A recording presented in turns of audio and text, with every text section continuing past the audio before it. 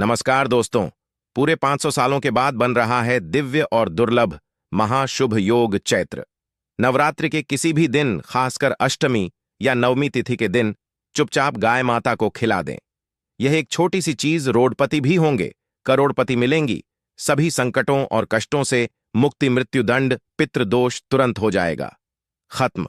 आपके पितृ हो जाएंगे आपसे प्रसन्न और आपके घर में पूरे साल भर बने रहेंगे अन्न धन के भंडार। यूं कहे कि आपकी 7 पुश्तें तक करेंगी।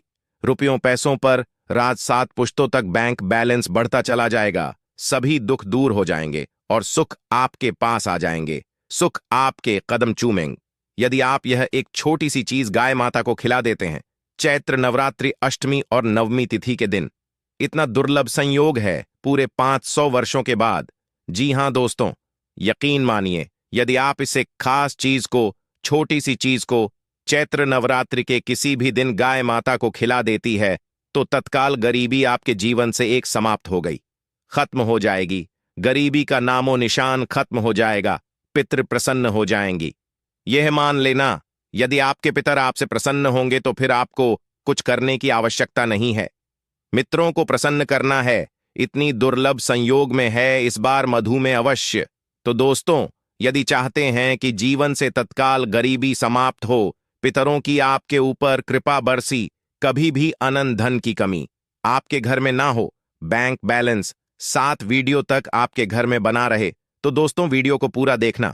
यकीन मानिए, यदि आप पूरा वीडियो देखेंगे तो आपको अवश्य ही लाभ मिलेगा और साथ साथ आपको माता रानी की कृपा तो प्राप्त होगी होगी आपको 33 कोटि देवी देवताओं को धारण करने वाली गौ माता की भी कृपा आपके और आपके परिवार के ऊपर संदेह बनी रहेंगी। दोस्तों, अपने और अपने परिवार के फायदे के लिए पूरा वीडियो देखना, क्योंकि पूरे 500 वर्ष के बाद बहुत ही दुर्लभ संयोग में है। इस बार चैत्र नवरात्रि में दोस्तों, गाय माता से जुड़े इन उपायों को बिल्कुल भी करना ना भूले। जिस प्रकार इस वीडियो में हम आपको इन उपायों को बताएंगे, उसी प्रकार आपको यह उपाय करने हैं, तभी आपको 100% पूरा लाभ मिलेगा। पूरा फायदा होगा आपका और आपकी साथ पीढ़ियों तक कभी भी कृषि प्रकार की कमी नहीं होगी, दुख दूर हो जाएगी, सुख आपके कदमों में आ जाएंगे। यकीन मानिए, आप 1 महीने के अंदर करोड़पति बन जाओगे, मालामाल बन जाओगे और गरीबी का तो नामो निशानी खत्म हो जाएगा और पितृ सदैव आपसे प्रसन्न रहेंगे। तो दोस्तों, पूरा वीडियो देखना। दोस्तों, वीडियो को शुरू करने से पहले वीडियो को लाइक करके चैनल को सब्सक्राइब कर देना और सच्चे दिल से कमेंट्स बॉक्स में जय गौ माता, जय माता रानी अवश्य लिख देना, जिससे आपकी समस्त मनोकामनाएं गौ माता पूर्ण करें। और भी वीडियो को ज्यादा से ज्यादा शेयर जरूर करना, ताकि और लोग भी इस वीडियो में बताए गए उपायों से लाभ प्राप्त कर सके। दोस्तों, आपको बता दें, प्रत्येक साल में 2 नवरात्रि आती है और नवरात्रि का खास महत्व माना गया है। लेकिन चैत्र में आने वाली नवरात्रि बहुत ही खास और महत्वपूर्ण होती है। माता रानी का आशीर्वाद और गौ माता का आशीर्वाद पाने के लिए इस दिन आप पवित्र यो में स्नान या फिर दान का खास महत्व होता है और कहते हैं कि इससे माता रानी में प्रसन्न हो जाती है और आपको वंश वृद्ध का आशीष देते हैं। जिन पर आप अपने पितरों की कृपा होती है, उनके जीवन में हर कार्य सफल होता है और सुख शांति का माहौल उनके घर में बना रहता है। या दोस्त, आपको बताना चाहेंगे, नवरात्रि की अष्टमी के दिन पवित्र नदियों में स्नान करें। इसके बाद व्यक्ति को अपने सामर्थ्य श्रद्धा के अनुसार दान करना चाहिए। अन्न धन वस्त्र जो भी हो, दान करें। चैत्र नवरात्रि अष्टमी और नवमी के दिन आप जो बने दान जरूर करना माता दुर्गा का नाम लेकर। तो दोस्तों, माता रानी प्रसन्न हो जाएंगी और आपको वंश वृद्धि का आशीष देंगे। तभी किसी प्रकार की कोई कमी आपके घर में नहीं होगी। वैसे चैत्र नवरात्रि बहुत ही खास होती है, लेकिन इस नवरात्रि का महत्व कुछ अधिक ही माना गया है। कहते हैं कि इस दिन कुल देवी की पूजा और यह दिन कुल देवी और माता गौरी जी का पूजा करने के लिए विशेष फलदायी माना गया है। तो इस दिन माता गौरी जी की विधि विधान से पूजा अर्चना जरूर करें आप। साथ ही नवरात्रि की अष्टमी तिथि के दिन आपको पीपल के पेड़ की पूजा अवश्य करनी चाहिए। कहते हैं कि इस दिन पीपल की पूजा करने से सभी देवी देवताओं का आशीर्वाद प्राप्त होता है। अष्टमी के दिन यदि किसी पवित्र नदी में स्नान करना संभव ना हो, तो आप घर पर ही नहाने वाले पानी में गंगा जल की कुछ बूंदें डालकर स्नान करें। लाभ आपको अवश्य मिलेगा, बहुत ही शुभ माना गया है। तो दोस्तों, स्नान के बाद पीपल के पेड़ की जड़ में जल जरूर चढ़ाएं और शाम के समय पीपल के पेड़ के पास घी का दीपक जरूर जला दें। ऐसा करने से पितृ प्रसन्न होकर अपना आशीर्वाद आपको दे दी। व्यक्ति के जीवन में कभी किसी प्रकार की कोई कमी नहीं होती। तो ध्यान रखना, नवरात्रि में हर शाम के समय एक दीपक पीपल के पेड़ के नीचे जलाए हम लाभ प्राप्त होगा। आपको देख लेना, तभी किसी भी प्रकार की कमी नहीं होगी। सभी देवी देवताओं की कृपा आपको प्राप्त हो जाएगी। ऐसा प्रभावशाली बन जाता है पीपल का पेड़। और नवरात्रि की अष्टमी नवमी के दिन तो एक घी का दीपक अवश्य जलाए। और दोस्त को बात करते हैं कि इस नवरात्रि के दिन गाय माता से जुड़ी कौन कौन से उपाय आपको करने चाहिए, जिन उपायों को करने से आपका बैंक बैलेंस बढ़ता चला जाता है, प्रसन्न हो जाते हैं और सभी दुख आपके जीवन से समाप्त हो जाते हैं और सुख आपके कदमों में आ जाएंगे। आपके कदम चूमेगी, सुख आपके पास आ जाएगी और जीवन में कभी किसी प्रकार की कमी नहीं होगी।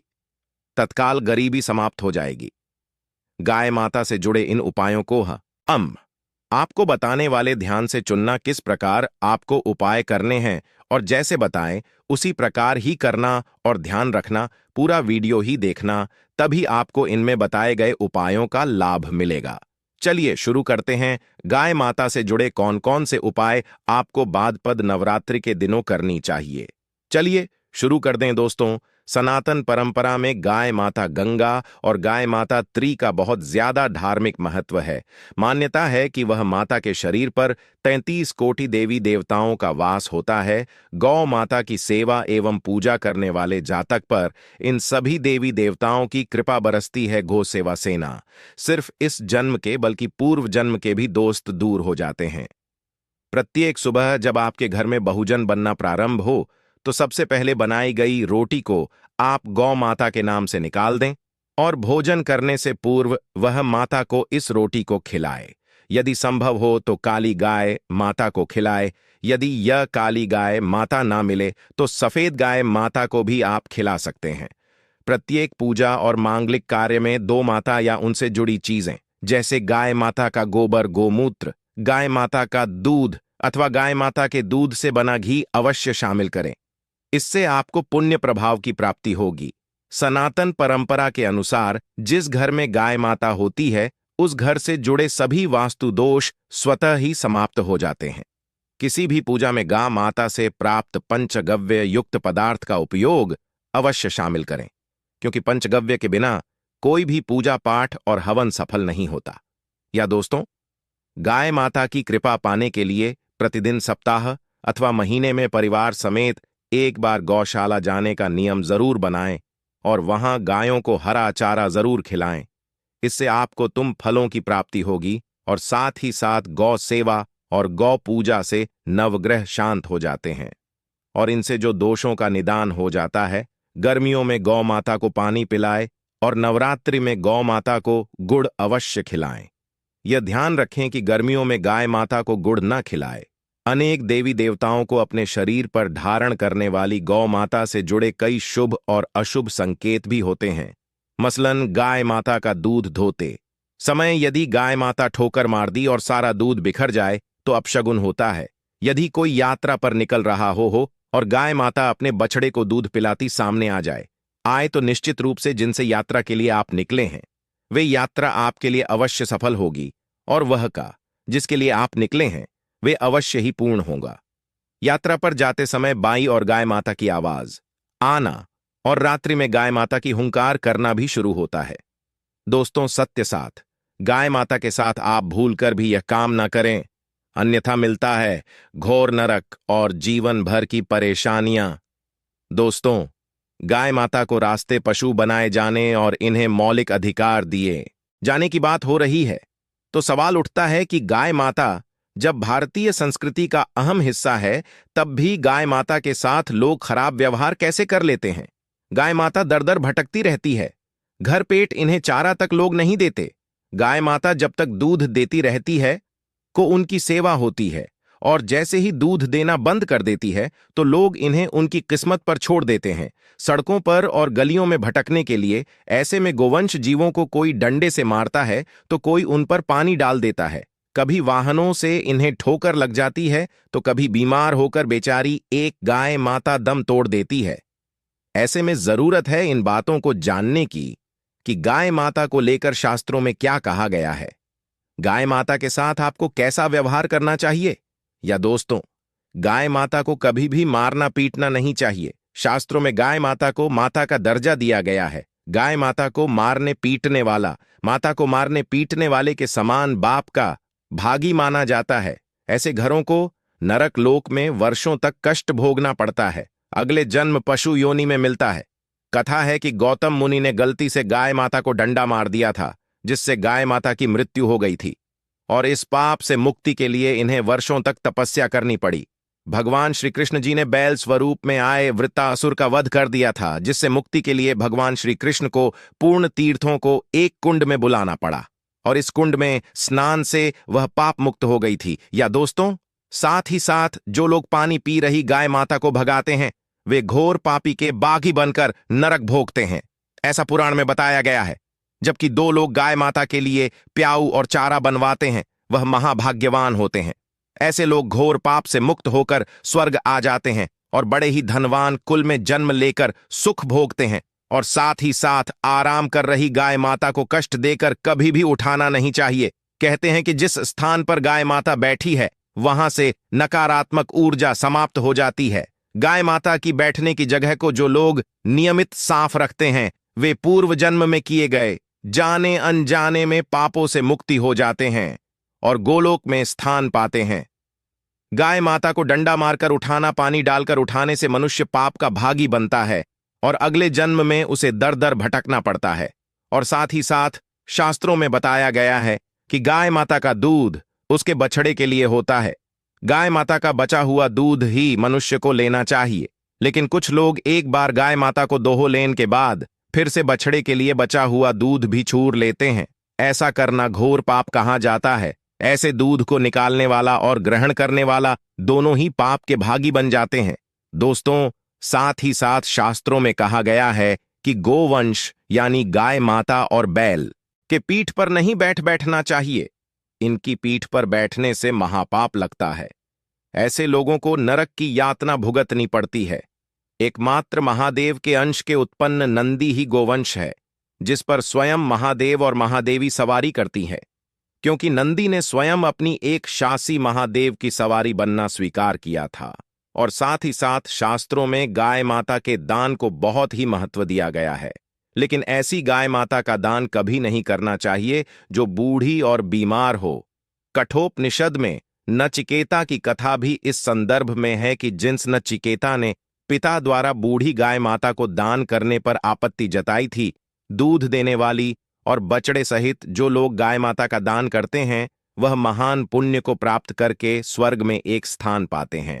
दूसरों, साथ ही साथ सूर्य चंद्र मंगल या शुक्र की युति राहु से हो तो पीदोष होता है।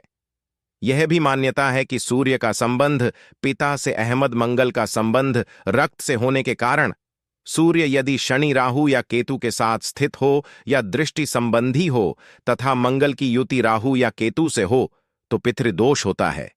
इस दोष से जीवन संघर्ष में बन जाता है।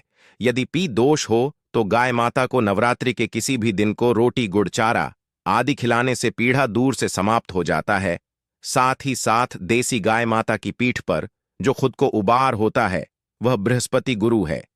8 जन्म पत्रिका में यदि बृहस्पति अपनी नीच राशि मकर में हो या अशुभ स्थिति में हो तो देसी गाय माता के इस बृहस्पति भाग एवं शिवलिंग रूपी कुबड़ के दर्शन करने चाहिए तथा चने की दाल रखकर गाय माता को रोटी दे। इससे आपको सब फलों की प्राप्ति होगी। और साथ ही साथ यदि आप रास्ते में जा रहे हो और सामने से गौ माता आती हुई दिखाई दे तो गौ माता को आप अपनी दाहिनी ओर से जाने देना चाहिए। आपकी यात्रा अवश्य ही सफल होगी। और साथ ही साथ यह संकेत भी जान ले, यदि आप यात्रा पर जा रहे हैं और सामने आपके गाय माता पड़ जाएं अथवा अपने बछड़े को दूध पिलाती हुई सामने गाय माता दिखाई दिए जाए तो समझ जाना कि वह यात्रा आपके लिए अवश्य ही सफल होगी।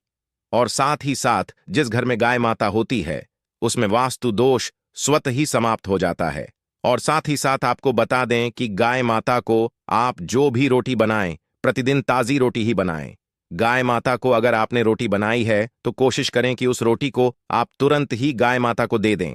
अगर आप उस रोटी को रख देंगे और उस रोटी को अगले दिन देंगे तो वह रोटी बासी मानी जाएगी। गाय माता को कभी भी बासी रोटी ना दे, इससे घर में नकारात्मक ऊर्जा वास करती है और जो भी कार्य आपके बनने वाले होंगे वे कार्य भी आपके बिल्कुल भी नहीं बनेंगे। इससे आपके घर में हमेशा दर्द बढ़ता का वास रहेगा और आप जिस भी कार्य को करेंगे उस कार्य में आपको हमेशा असफलता ही हाथ लगेंगी। इसलिए कोशिश करें गाय माता को रोजाना ताजी रोटी बनाकर खिलाएं और रोटी को बिल्कुल ना रखें। बासी रोटी गाय माता को ना दें और साथ ही साथ सड़ी गली चीजें गाय माता को नहीं खिलानी चाहिए कि घर में कोई फल है, कोई सब्जी है, सो जाए वो लोग क्या करती है, गाय माता को खिला देती है। नहीं, ऐसा नहीं करना चाहिए। ऐसा करने से यदि आप गाय माता को खिलाते हैं तो और आप पाप के भागी बन जाते हैं। आप बिल्कुल भी सड़ी गली चीजें गाय माता को ना खिलाएं और साथ ही साथ आप आटे की 11 लोइयां बनाकर उनके ऊपर हल्दी लगाएं। इसके बाद आप उन 11 लोई ओ को एक एक करके गाय माता को खिलाएं। प्रत्येक लोई को खिलाते समय गाय माता के सिंगोवाल, गाय माता की परिक्रमा भी कर लें तो आपके समस्त कार्य होंगे। और साथ ही साथ आप गाय माता को जब भी रोटी दें, रोटी पर या तो आप थोड़ी हल्दी लगा लें या थोड़ा रख लें। अगर गुड़ ना हो तो आप थोड़ा मिश्री रख सकते हैं, थोड़ा घी रख सकते हैं। या दोस्तों, गाय माता को कभी भी सूखी रोटी ना खिलाए। सूखी का मतलब गाय माता की वह जो रोटी रखें खिलाए उस पर कुछ ना कुछ रख कर खिलाए। हल्दी रख ले, गुड़ रख ले, मिश्री, घी, अब जो भी रख ले, मतलब खाली रोटी नहीं खिलानी है। ध्यान इस बात का रखें। जब भी आपको सुबह फलों की प्राप्ति होगी। या दोस्तों, ये थे गाय माता से जुड़े कुछ महत्वपूर्ण उपाय, कुछ बातें जिन्हें आपको नवरात्रि के दिनों में ध्यान में जरूर रखना चाहिए। दोस्तों, आज के लिए इतना ही। जय गौ माता। गौ माता के सच्चे भक्त इस वीडियो को लाइक करके चैनल को सब्सक्राइब अवश्य कर ले। आप सभी का धन्यवाद।